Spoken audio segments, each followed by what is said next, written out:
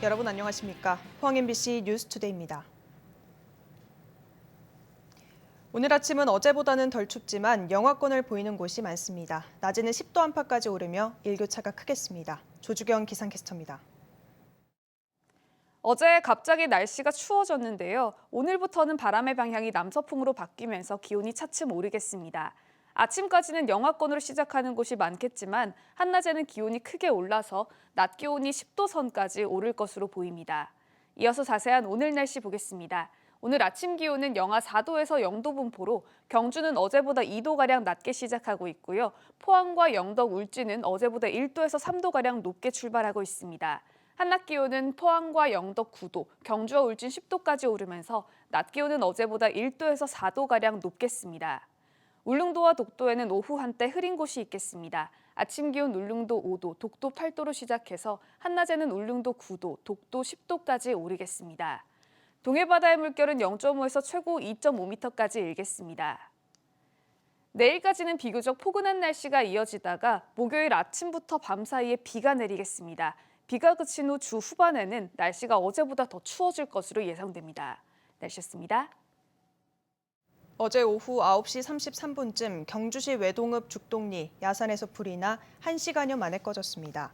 산림청은 산불 진화 인력 110여 명을 투입해 진화 작업을 벌였습니다. 불이 난 인근에 펜션과 사찰이 있었지만 다행히 인명피해는 없었으며 임야 0.02헥타르가 불에 탔습니다. 산림청은 정확한 화재 원인을 조사할 계획입니다. 어젯밤 10시 5분쯤 포항시 북구 흥해읍 용한리 우목항에 정박해 있던 2,000톤급 바지선의 보조 발전기실에서 불이 났습니다. 소방당국은 소방차와 사다리차 등 10대와 소방대원 30여 명을 투입해 1시간여 만에 불을 진화했고 다행히 인명피해는 없었습니다. 소방당국은 선박 숙소에 전기를 공급해주는 원동기에서 불이 난 것으로 보고 정확한 화재 원인을 조사할 계획입니다. 이재명 더불어민주당 대선 후보가 3박 4일 대구 경북 순회 마지막 날인 어제 포항을 찾았습니다. 이 후보는 민주당 정권의 부족함을 사과하고 민생 경제를 살리겠다며 지지를 호소했습니다. 박성아 기자입니다. 고향인 대구 경북 순회의 마지막 일정으로 포항 죽도시장을 찾은 이재명 후보. 촛불혁명 이후 국민들이 민주당 정권에 가진 기대치에 부응하지 못한 것에 대해 무한한 책임을 지겠다며 사과했습니다. 제가 다 책임을 질 수는 없겠지만 다시 한번 우리의 부족함에 대해서 사과드립니다. 그러면서 TK 지역에서도 진영 논리가 아닌 능력을 기준으로 사람을 판단해달라고 호소하며 큰 절을 올렸습니다. 이 후보는 경제 대통령이 되겠다고 강조하며 코로나 사태 이후 우리나라의 국민 지원이 전 세계에서 가장 적다며 야당에서 내세운 손실보상 100조 원 지원을 자신이 해내겠다고 호소했습니다.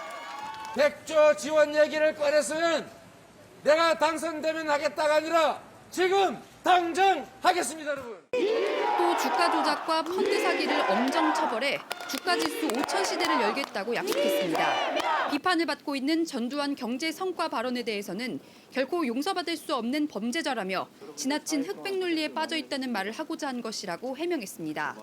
종합적 평가는 하되 그렇다고 해서 상대 진영은 100%다 나쁘고 우리 진영은 100%다 옳다라고 하는 태도가 마땅하지 않다라는 말씀을 드린 거예요. 이 후보는 고 박태준 포스코 명예회장의 10주기 추모제에 참석한 뒤 3박 4일 대구 경북 순회 일정을 마무리했습니다. MBC 뉴스 박성아입니다. 포항에서 어제 코로나19 확진자가 49명 발생했습니다. 포항시 북구의 한 학원과 관련해 18명이 확진됐고 북구의 한 요양병원에서 5명이 확진 판정을 받았습니다. 포항시는 학원 관계자들과 학원 인근 초등학교 학생, 요양병원 의료진과 환자 등 1000여 명을 상대로 코로나19 검사를 하고 있습니다. 한편 울진에서는 확진자의 접촉자들을 포함해 13명의 확진자가 발생했고 영덕에서는 확진자 수가 0명을 기록했습니다. 경주에서는 어제 코로나19 신규 확진자가 17명 발생했습니다.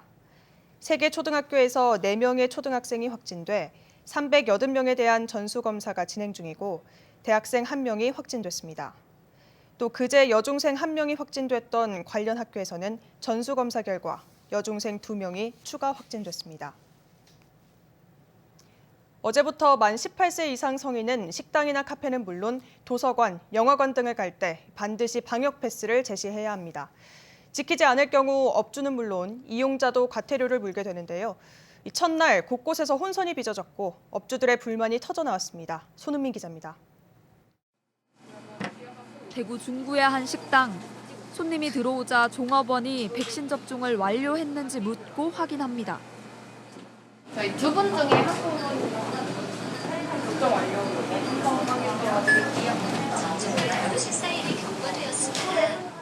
백신 접종 완료 후 14일이 지났다는 걸 증명하거나 48시간 안에 받은 PCR 검사 음성 확인서를 내지 않으면 들어갈 수 없습니다. 과태료를 물지 않기 위해 예전보다 철저하게 확인하는 곳이 많았지만 첫날부터 혼선이 빚어졌습니다. 사람이 몰리는 점심시간 백신 접종 이력을 확인하는 모바일 앱이 과부하로 먹통이 되는 경우가 곳곳에서 속출했습니다. QR코드 인증하셔야 들어갈 수 있잖아요. 네. 그거 인증 되세요? 안 되죠. 업주들은 손님이 몰리는 시간 방문자 기록에 일일이 방역 패스를 확인하고 합석 가능한 인원수까지 계산하기가 쉽지 않다고 토로합니다. 화내시면서 융통성이 없다고 말씀하시는 분도 있고, 만약 2차 접종이 안 된 분들이 많다면 뭐 나눠서 앉으셔도 어떻게 보면 또 가능할 수도 있고. 영세한 식당은 방역 패스를 확인할 여력이 없어 수기로 방문 명부를 쓸 수밖에 없다고 하소연입니다. 방송을 하면 정해서 갖다 두고 정부에서 기계에 갖다 두고 하는데 직원을 고용할 수 없는 무인 점포들은 사정이 더 열악합니다. 24시간 무인으로 운영되는 스터디 카페입니다. 이곳에서도 이렇게 키오스크를 통해서 백신 접종을 완료했다는 확인을 해야 이 예약과 출입이 가능합니다. 처음 방문하는 사람이나 백신 미접종자는 운영자가 확인하고 일일이 등록해야 해서 무인 점포란 말이 무색한 실정입니다. PCR 같은 경우에는 48시간밖에 안 되잖아요. 그러면 저기 등록하는 시간이 48시간 되면 이제 그 앞에 있을 때니까 또 오시면. 방역 패스 의무 적용 대상은 학원과 독서실, 노래방, 실내 체육시설 등 모두 16개 업종입니다. 위반 사항이 적발되면 이용자는 10만 원, 업주는 150만 원에서 300만 원의 과태료를 내야 합니다. 18세 이하 아이나 청소년, 코로나19 완치자 등은 증명서 없이도 출입이 가능합니다. MBC 뉴스 손은민입니다. 최근 코로나19 확진자가 증가함에 따라 포항시는 제24회 호미곶 한민족 해맞이 축전 공식 행사를 취소한다고 밝혔습니다. 시는 12월 31일부터 내년 1월 1일까지 이틀간 호미곶 해맞이 광장을 폐쇄하고 광장 진입도로를 전면 통제하기로 했습니다. 대신 유튜브 채널을 통해 포항 호미곶과 환호공원 스페이스워크의 일출 장면을 실시간으로 생중계합니다.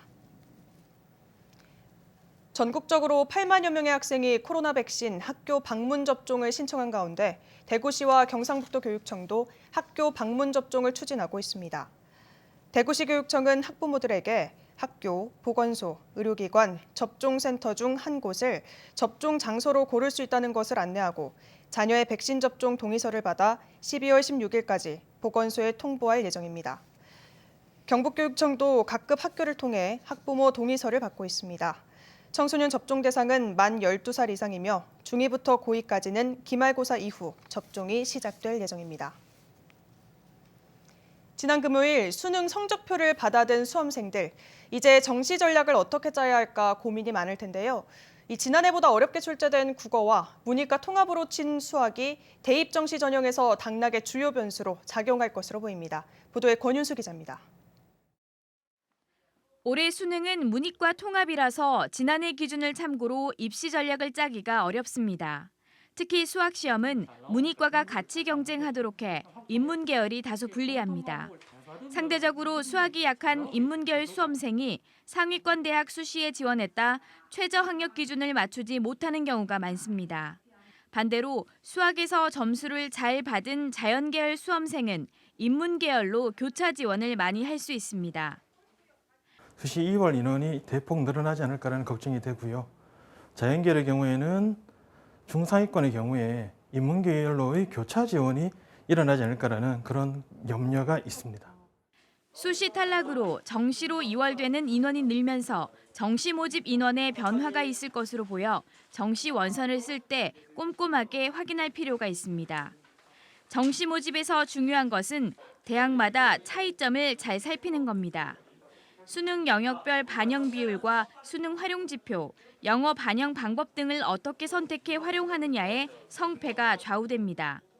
같은 점수라도 표준 점수와 백분위 반영 방법, 영역별 가중치 여부에 따라 확연히 달라 나에게 가장 유리한 반영 조합을 찾아야 합니다. 3번의 기회가 있는 만큼 복수 지원 기회를 잘 활용해야 합니다. 한 번은 적정 수준의 지원을 하고 한 번은 소신 지원, 나머지 한 번은 안정 지원을 하는 것이 바람직할 것으로 보입니다. 2022학년도 대입 정시 원서는 12월 30일부터 내년 1월 3일까지 접수하고 내년 1월 6일부터 29일까지 대학별로 전형이 진행됩니다. MBC 뉴스 권윤수입니다. 경북도 의회 이재도 의원은 5분 자윤 발언을 통해 동남권 아열대 작물 연구소를 설립할 것을 촉구했습니다. 이 의원은 농업인들은 농가 소득 증대를 위한 돌파구로 아열대 작물 재배에 뛰어들고 있다며 아열대 작물 연구소와 재배 단지를 포항에 설립해 관련 산업을 적극 육성해야 한다고 말했습니다. 한편 포항 지역의 연간 일조 시간은 서귀포시보다 13.4%, 제주시보다는 33%가 많고 토양 환경이 아열대 작물 재배에 적합한 것으로 알려져 있습니다. 경주시가 농림축산식품부의 축사낙지 개선 사업 전국 시군 평가에서 2위를 수상했습니다. 축사낙지 개선을 위해 퇴비 살포 기계를 농가에 지원하고 퇴비 유통 전문 조직 육성과 퇴비사 조성 사업도 실시해 높은 평가를 받았습니다. 경주시는 내년에도 국비 7억 원 등 38억 원을 들여 축사낙지 개선 사업을 실시할 예정입니다.